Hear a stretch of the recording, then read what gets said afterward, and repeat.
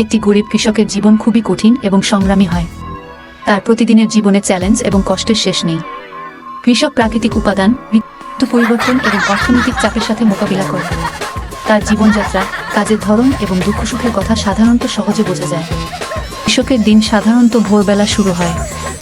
সকালে উঠেই সে তার জমিতে কাজ করার জন্য প্রস্তুতি নেয়। কোনোদিন ক্ষেতে সেচ দিতে হয়, আবার কোনোদিন সেচ না থাকলে মাটির খোঁজ নিতে হয়। যখন ফসল বপন করার সময় আসে তখন শ্রমের পরিমাণ আরও বেড়ে যায়।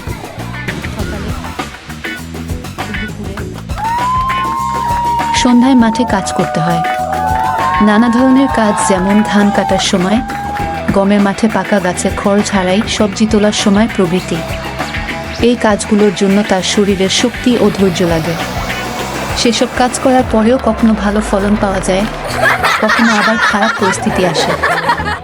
আর্থিক সংকট, অধিকাংশ গরিব কৃষকের আর্থিক অবস্থা ভালো নয়। কৃষকরা প্রাকৃতিক দুর্যোগ বা অনাবৃষ্টি, রোগবালাই ইত্যাদির কারণে প্রতি বছর ক্ষতিগ্রস্ত হন। তাদের ঋণও কম থাকে না, বিশেষ করে যখন ফসল ভালো হয় না বা বাজারে দাম কম থাকে। একজন গরিব কৃষকের পরিবারের সদস্যদের জন্য জীবিকা অর্জন করার চাপ থাকে। অনেক সময় তাদের ছেলেমেয়েরা শিক্ষার জন্য প্রয়োজনীয় উপকরণ পায় না, স্বাস্থ্যসেবা পেতে দুর্ভোগ পোহাতে হয়।